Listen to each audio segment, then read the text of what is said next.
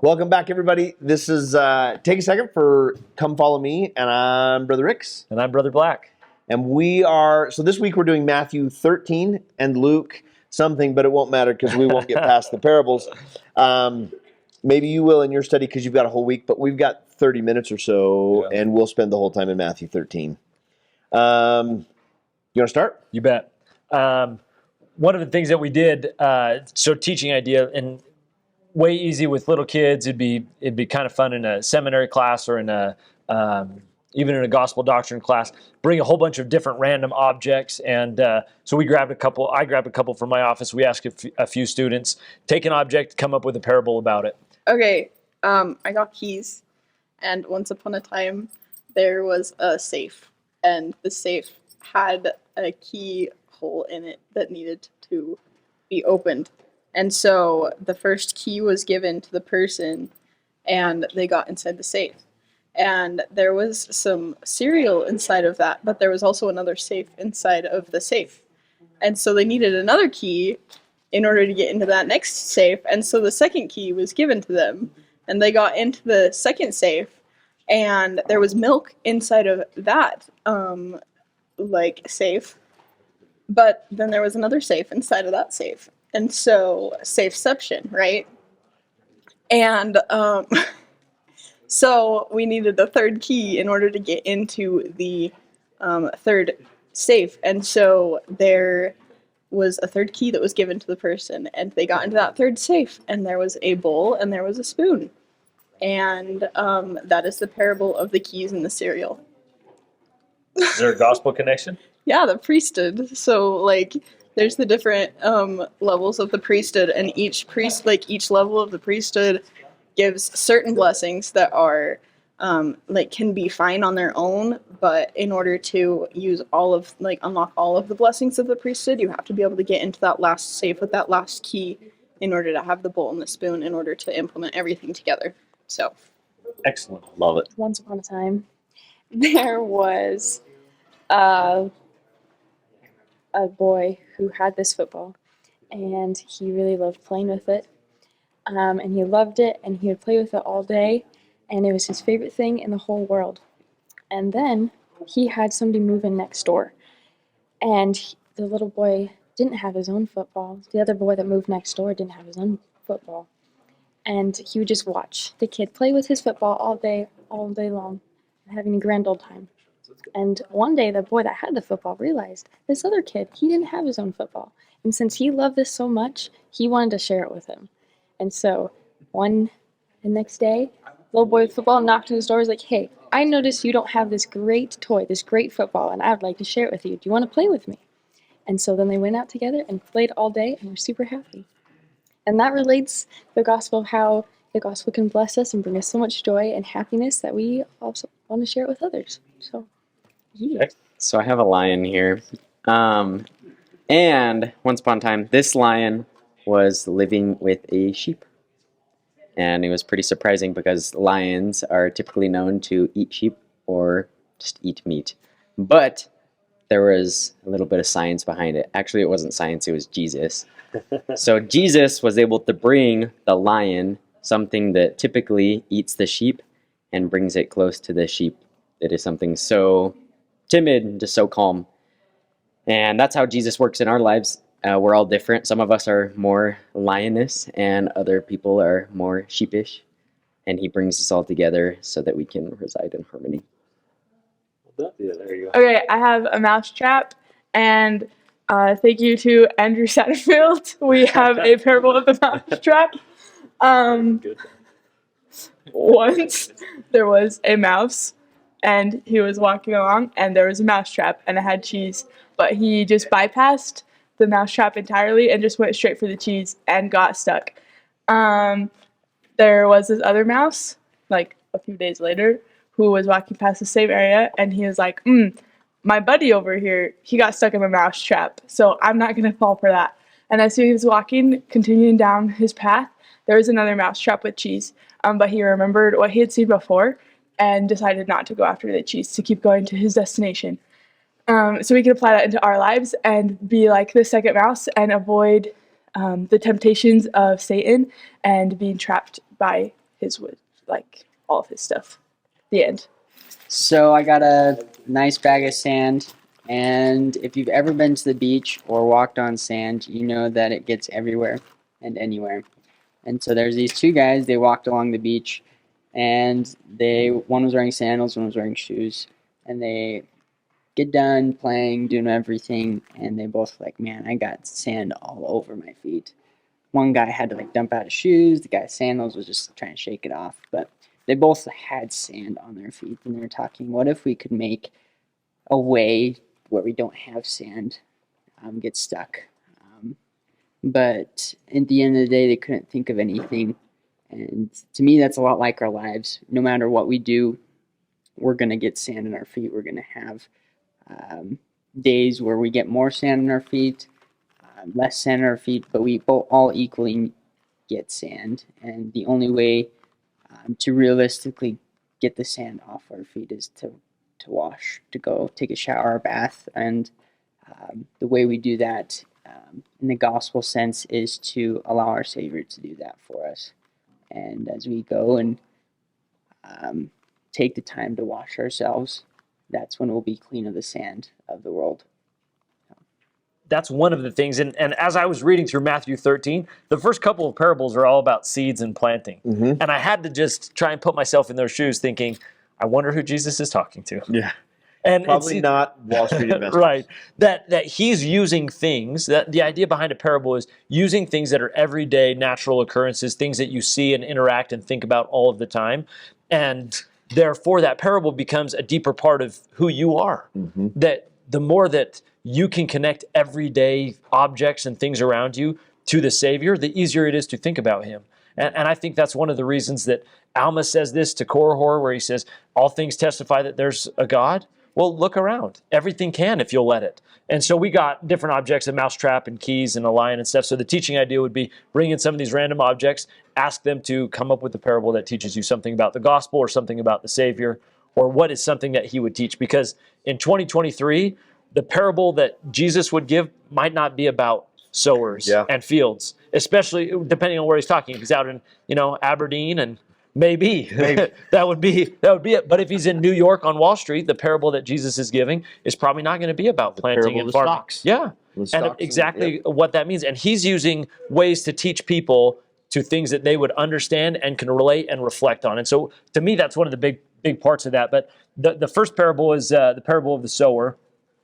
And in verse 3, I'll just read through part of this. In 3, it says, he spake many things unto them in parables. So the question to be considering is why? What are you learning about Jesus from that? And it gives some answers in this chapter, but just consider that now. Behold, a sower went forth to sow, and when he sowed, some seeds fell by the wayside, and the fowls came and devoured them up. Some fell into stony places, where they had not much earth, and forthwith they sprung up, because they had no deepness of earth. And when the sun was up, they were scorched, and because they had no root, they withered away. And some fell among thorns, and the thorns sprung up and choked them. But other fell into good ground and brought forth fruit, some 100-fold, some 60-fold, some 30-fold. Who hath ears to hear, let him hear. And then Jesus asks the question, his disciples ask Jesus the question, why do you speak unto them in parables? Mm-hmm. And I think that is a good question to ask ourselves. What are we learning about Jesus there? And as we dig in through this a little bit, I love that not all dirt is different. The seed is. Mm-hmm. And so as you learn later on in the parable, the seed's the word, mm-hmm. which means you and I are dirt. Mm-hmm. So we have to figure out what kind of dirt are we? Are we sand? Are we hard? Are we soft? Are we whatever else? So that idea here, I'll just start with the first one. You can jump in after that. But in 4, the wayside, I have a big yellow dog. He's a yellow lab, and he's big for a lab, and he's big for a dog. And he walks in my backyard. He's an outside dog. He walks in my backyard. It's all fenced in the same spot every single day. He makes a whole loop around the whole house, and then there's one spot from the back part that he cuts back up, and we have a back deck and porch and stuff that he cuts to that. And it's one spot. And when you call him, it doesn't matter what part he's on, he will follow his track back. And you and I have talked about hunting and deer and elk and stuff. Deer do the same thing. Yep. They have a track and a trail that they like, and elk do the same thing, and cattle do the same thing. A wayside would be considered like the outside path around a field. And so it would be the part that would be smashed down by your yellow lab walking on it every single day, or the people walking on it. It's the hard pack around the end. Planting seeds on that, well, guess what happens to my grass in that spot my dog walks every time? It's always smashed down, and it doesn't grow as well, and that dirt is way harder. So that's one of the things that, okay, the fowls came and devoured them up because there's no root. There's no way for those seeds to go. So that's the first one. So the second one, and I think I've gotten a lot of mileage out of the talks at the end. If you get into the Come Follow Me manual, the guide for families, individuals and families, at the end of each one of these little sections, there's often a talk that's from a general authority and general conference. This week, it gives you the talk from President Oaks called The Parable of the Sower. And he breaks this whole parable apart. And for one of my teaching ideas, one of the things that I would like to do is he has a section of paragraphs for each one of these types of ground. There's And four he, types. and he yeah. gives examples of what might cause the ground to get harder, what might cause the ground in this place, stony places. What are some of the stony places, or what are things that cause our hearts to become stony places?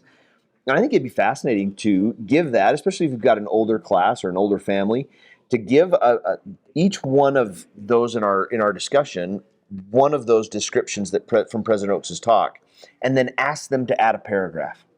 Like you've got to add, everybody's got to add one paragraph or an additional explanation. What's another example of something that might cause us to become stony, or or hardened, or to allow thorns into our lives, and so forth? But the next set of places, some fell upon the stony places where they had not much earth. Forthwith they sprang up because they had no deepness of earth, and when the sun was up, they were scorched. Now, unlike the hardened pack around the sides, this is going to be the parts of the field where there's a lot of rocks. It might be the field edge where we haven't put a lot. I think about here in Idaho, where we have a lot of potatoes and some corn, and those corners of the fields where the machines can't get to. Maybe the edge of the field where we've thrown rocks. If I'm the farmer and I'm clearing out the field, I'm going to take the rocks and I'm going to throw them over the edge, and maybe I don't get them quite out of the field, but they're over to the edge where they're not going to affect my harvest as much. So this is that place. This is, in my head, I see it being the edge of the field where rocks have been thrown or where they've been allowed to stay. Unlike the hard pack place where the seeds stay on top, the seeds actually get down into at least some soil in the crevices of the rock where the birds can't come get them. And so when the water hits and the sun comes up, they grow. But because of the rocks, the roots can't go down deep. Yeah. And so what do? What roots do develop kind of stay shallow. And as soon as the sun comes up and heats up those rocks, the first place the water leaves is that surface. And now there's no nutrients. There's nothing for them to keep growing. There's no support and so when the sun gets hottest, there's no deepness to the roots. The roots can't reach the water, and so the plant dries up. And that's in my thought, it's those individuals who they hear the gospel and they're super excited, and so they jump in with both feet, but there's no thought for what's going to come. One of the most influential people in my life is a woman named Carolyn Rasmus. She was my institute teacher back when it was UVSC in Orem, before it became UVU, and used to be UVCC. Used to be community college. It was a community college, then a state college, and then when Matt Holland became the president, he made that last transition. And in fact, it started even before it was a community college, a technical college. Oh, okay. So it started out a technical college and really only focused on the trades. And then it's kind of slowly grown, and it's a great university. And now you know something about Orem. there you go. But while I was there, it was a state college. Carolyn Rasmus was my institute teacher, and she's just one of my heroes. She still lives in Orem, and she and I still communicate every now and then and reach out.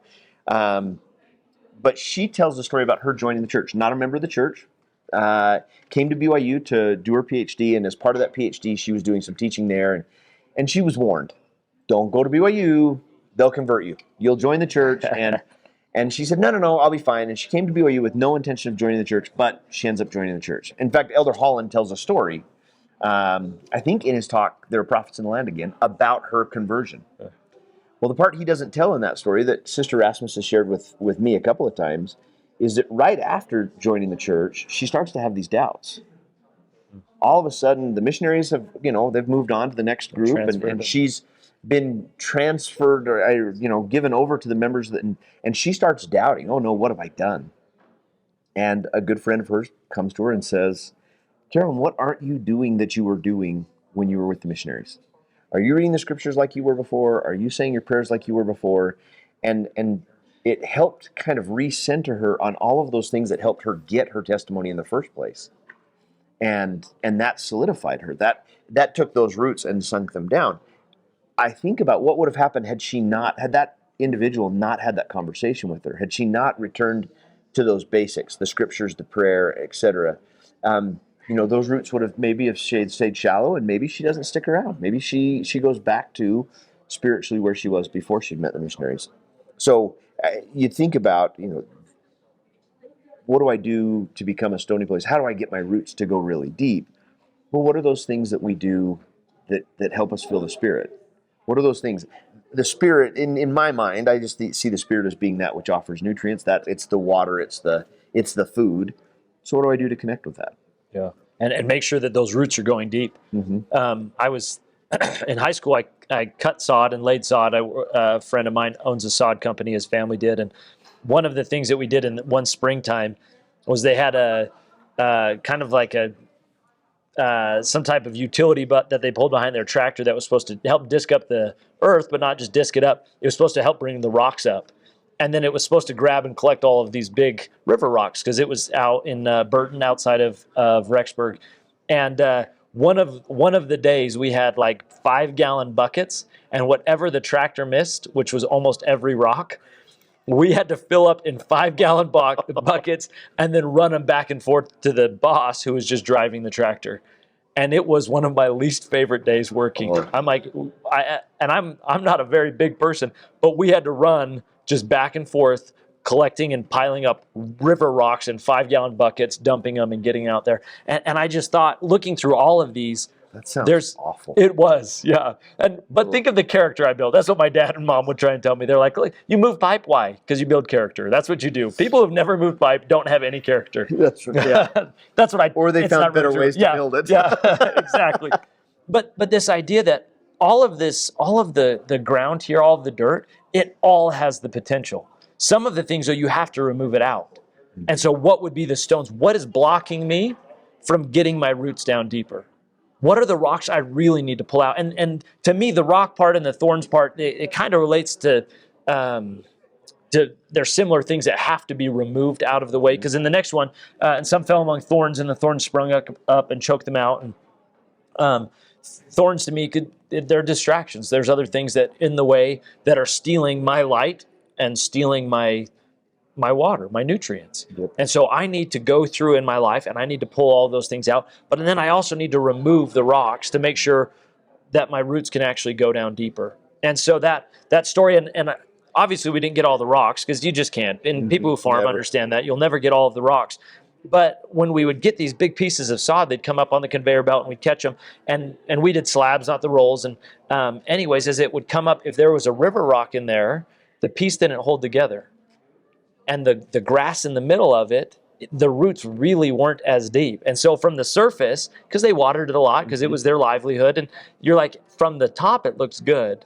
Upon deeper inspection, you realize, like, if I had pulled out this rock earlier, this grass would have been better.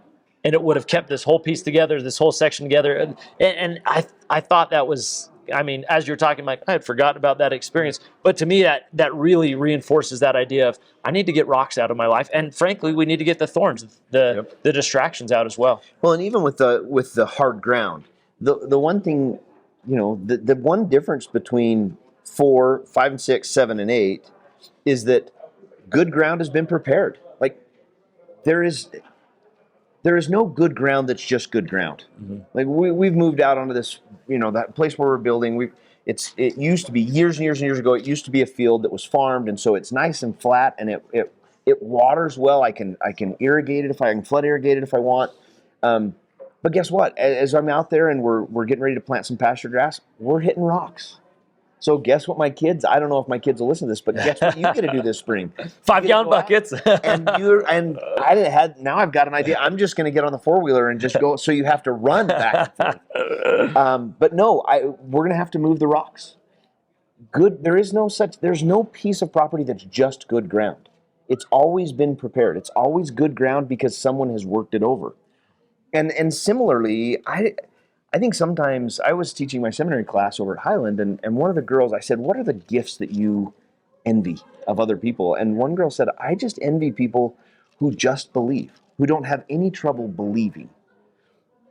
And I think sometimes, and there are certainly those, Doctrine and Covenants makes it clear, there are those that have the gift to believe. But I think other times we may look at people who believe, and if we're not careful, we may assume, or verse 8, they have good ground, and the word just grows up, and It we came might that look way. at them and they're like, wow, how cool would that be if I was like them? Well, if you want to be like them, remove the rocks, fertilize the ground, dig up the weeds, remove the distractions, get those obstacles out of your life, and watch what happens to the word when you plant it then. That to me, as you talk about this, it's all about the preparation. What are we doing? Yeah, I love that idea. And I also love this one. Brother Webb, he's the administrator of seminary and institutes. He mentioned this as they changed a couple of requirements for seminary graduation. But he mentioned this idea, other fell into good ground, brought forth fruit, some 100-fold, some 60-fold, some 30-fold. He said, we all bring forth different amounts and different things. And it's good that you bring it forth. I used to, in my mind, I'm like, I only want to be the 100 ground. And that idea in verse 23, so Jesus doesn't always interpret every parable. This is one that he does. Yep. So this is one that as you read through it, you can see the answer to, okay, what is Jesus trying to get in this moment to them? So the parable, before you Yeah, go ahead. The parable of the sower is actually is in a kind of a class unto itself. There's very few parables that are A, explained by Jesus himself, and B, that are found in all three Gospels. Yep. So Matthew, Mark, and Luke all put this parable in, and Jesus gives his own interpretation of it. Yeah. And part of that interpretation is in 23. He's talking about the good ground now. And he says, but he that received seed unto the good ground is he that heareth the word and understandeth it, which also beareth fruit and bringeth forth some 100-fold, some 60, and some 30. And I love the idea that Jesus is saying that religion is not about getting, it's about giving. That if you are the dirt, this dirt gives something again. It brings forth the fruit. It's not about like, oh, I got the seed or I didn't get the seed. To me, that was two ways to look at this. I got to get it, but that's not it. It doesn't stop there. It does not stop there. True religion, true faith, true testimony, I now give that and share it. And based on what I've been able to get, my yield is 100-fold or 60-fold or 30-fold. You and I and every other person who's listening to this podcast or anything else, we've all been taught something. Our learning is not very original. Somebody has taught us, certainly the Spirit, and we are a culmination of all of those things, and therefore it's about spreading it again and about making sure that true faith and true testimony is going to other people as well and sharing the blessings of that. Well, and the one thing I wanted to point out is similarly the fact that all 4 different types of ground receive the seed. It's not receiving the seed that makes a difference. What makes a difference in verse 23 is he that heareth it and understandeth it. And Matthew makes a big deal. He makes a big deal about hearing and understanding. And it's doing, both. yeah. You have to do both in order to bring forth any kind of fruit. Yeah, love that.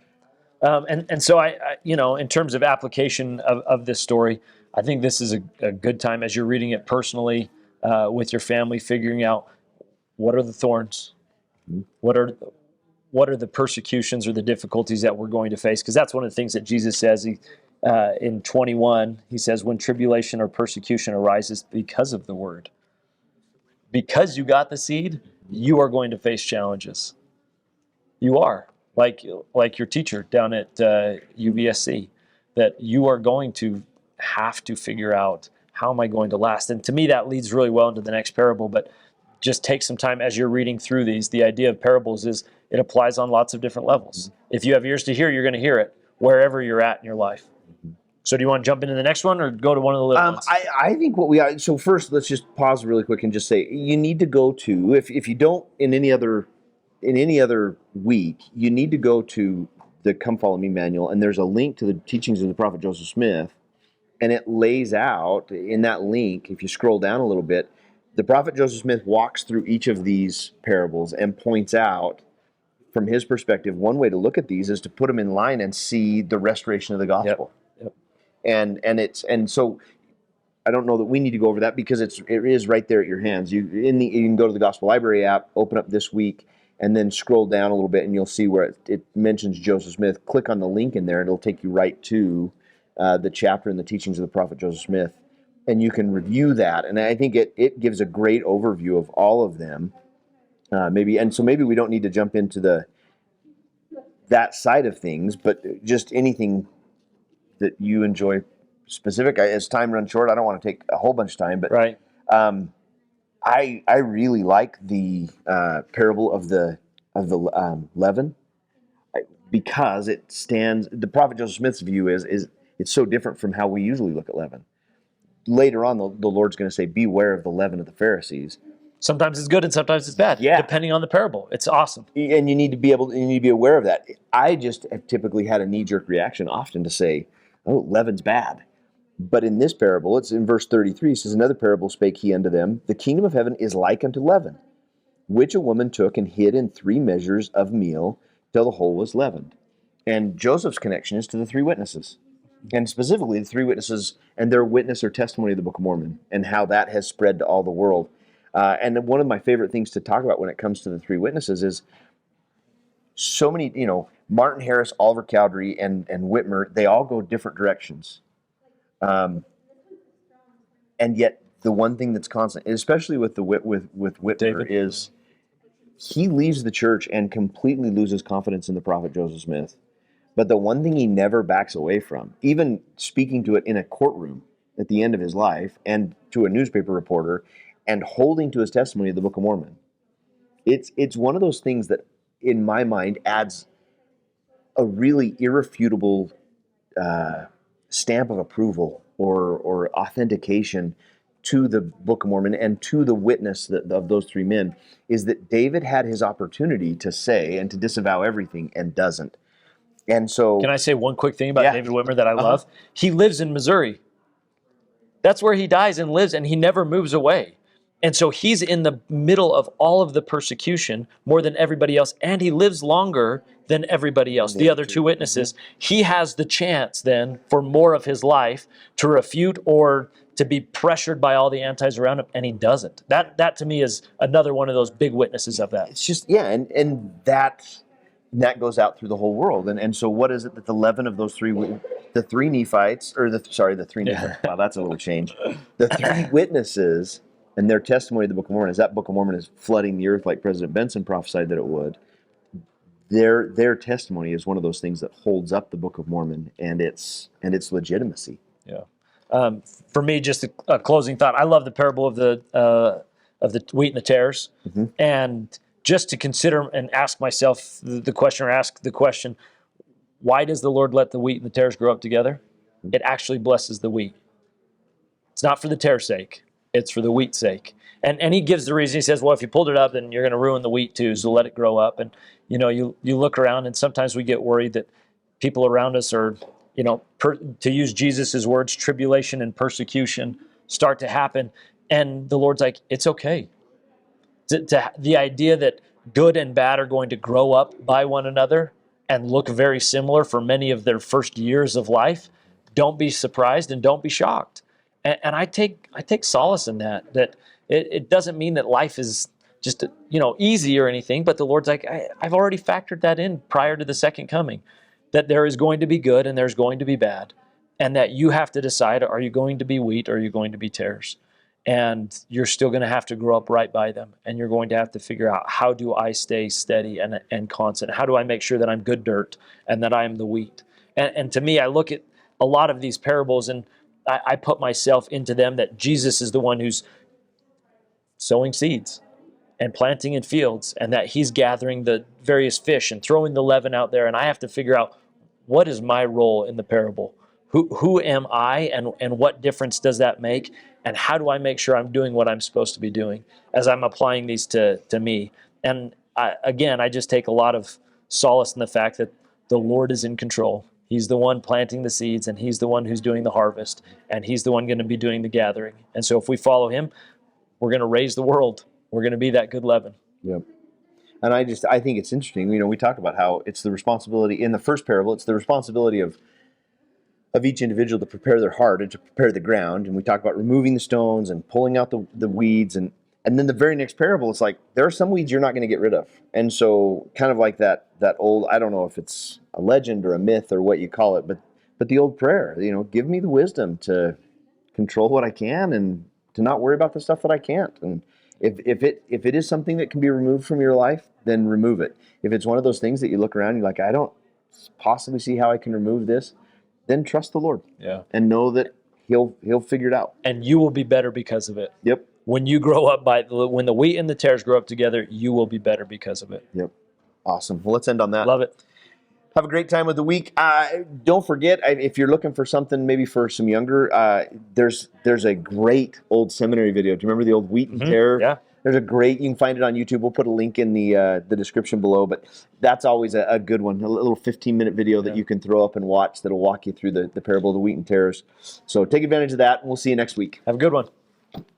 Well, thanks again for joining us on Take a Second for Come Follow Me. Brother Black and myself want to emphasize that in this episode or any other episode, there's nothing that we've said that is meant to or can in any way be interpreted as the official doctrine or policy or practice of the Church of Jesus Christ of Latter-day Saints.